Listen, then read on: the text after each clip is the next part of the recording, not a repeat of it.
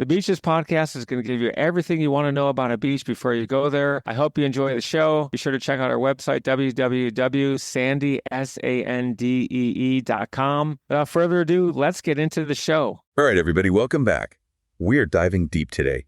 You guys wanted to know more about California beach travel and surf culture. Yeah, specifically Huntington Beach and the U.S. Open of surfing. Sounds awesome. So where do we start? Well, the California beach culture thing, it's really fascinating. It goes way beyond just the beach itself, you know? Totally. It's like a whole lifestyle, right? Exactly. It's a whole way of life. You've got this laid-back vibe mixed with a deep connection to nature and an emphasis on being active. Okay.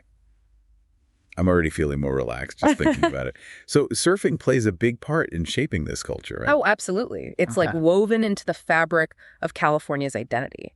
Imagine, back in the early 1900s, you have George Freeth, the father of modern surfing, riding these massive redwood boards in Redondo Beach. Wow, redwood boards. They must have been heavy. Oh, for sure.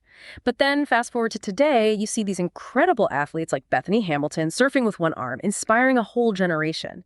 It's amazing to see how surfing has evolved over time. Yeah, talk about defying all odds. So we've got the surfing, the connection to nature. What else contributes to this California beach vibe? Well, music plays a big part. Think about those classic Beach Boys tunes. Their harmonies just capture that sunny, carefree spirit. Oh, I love the Beach Boys. Then you have the 80s punk rock scene with bands like The Offspring and Pennywise. They brought this raw, rebellious energy to the beach scene. Yeah, that makes sense. The music, the fashion, like those iconic board shorts, it all paints a picture of this really free-spirited culture. So, okay, why is California such a surfer's paradise? Like, people travel from all over the world to ride these waves. Right, so California's coastline is unique. The way the Pacific currents interact with the land, it creates these super consistent waves. Oh, interesting. So it's like reliable surf. Yeah, and on top of that, you've got this amazing variety of breaks. Newbies can chill at places like Dehaney with those gentle rollers. Experienced surfers can tackle those huge, triple overhead waves at Mavericks, if they're feeling brave. And speaking of iconic spots, you can't forget about Malibu. Malibu, the name just screams surfing. Exactly. It's legendary. It's got these long, peeling waves, perfect for longboarding, and it became famous thanks to guys like Miki Dora. He was like the ultimate stylish rebel surfer. That sounds super cool. Then there's Trestles, another globally recognized spot. It's famous for having these perfectly shaped waves that attract like everyone from pros to hardcore amateurs. Okay, you've got me hooked. Let's zero in on the place you're interested in, Huntington Beach. Surf City, USA, right? You got it. Huntington Beach is like the epicenter of surf culture. You've got miles of sandy beach, consistent waves breaking in both directions, perfect for goofy foot and regular foot riders. Whoa, hold on, back up. Goofy foot and regular foot. Oh, yeah, sorry. Goofy foot means you surf with your right foot forward. Regular foot is left foot forward. It's all about your natural stance. Ah, okay. So Huntington Beach has got something for everyone. No wonder it's called Surf City, USA. Right. Plus, the whole town just vibes with surf energy. You see surf shops everywhere, tons of surf schools, and obviously the water is always packed with people catching waves. What about landmarks? Are there any must-see spots in Huntington Beach? Oh, absolutely. First off, you can't miss the Huntington Beach Pier. This thing stretches out over 1,800 feet into the Pacific, giving you these amazing views of the surfers and the ocean.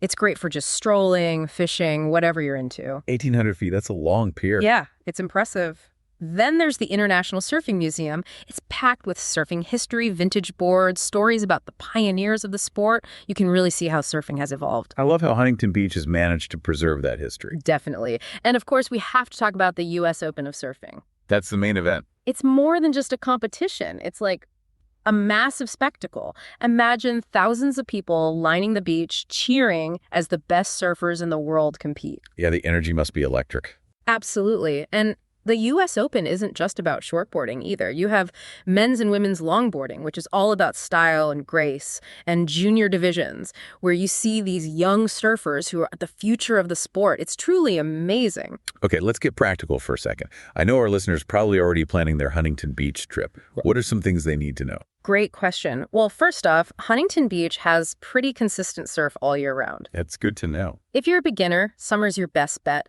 The water's warmer and the waves are smaller. More experienced surfers looking for a challenge come in the fall. The waves get bigger then. Got it. What about crowds? Any tips for avoiding them? Yeah, spring and fall are usually less crowded. Okay, so we've got the best time to visit. What about accommodation? Is there something for everyone's budget? Totally. You've got those fancy beachfront resorts if you want to splurge. If you're on a budget, there are plenty of motels and vacation rentals. And for that authentic California feel, check out the beachfront bungalows or those retro motels. Lots of options. Nice. Of course, no beach trip is complete without good food. Any must-try places in Huntington Beach? Oh, tons! You got to try Duke's Huntington Beach. It's right on the sand, and they've got these amazing burgers and fries. Beachside burgers sounds perfect. What else? If you're craving fresh seafood, head to the Pacific Hideaway. Their oysters are fantastic, and they've got amazing ocean views, too. Sounds delicious. For something more casual, Sugar Shack Cafe is a local favorite. They make these incredible breakfast burritos and smoothies. Okay, I am officially starving. Right. Well, I think we've covered a lot of ground here. It's clear that California's beach culture is more than just sunshine and waves. It's this unique blend of surfing, music, art, fashion, and a really strong connection to nature. Yeah, you said it. And Huntington Beach, it's the perfect place to experience it all. Exactly. Imagine yourself feeling the sand between your toes, the wind in your hair, and that incredible rush of riding a wave. That's the magic of Huntington Beach, where everyone can live out a little piece of the California dream. I love that. Now, here's a question for you guys to think about. Would you rather compete in the U.S. Open of surfing or find your own secret surf spot where you can just ride the waves in peace? That's a tough one. I know.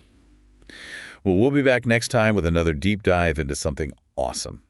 Until then, happy exploring. See? Thanks for listening to the show, and be sure to tune in next week for your favorite episode about some of the best beaches and beach information in the world.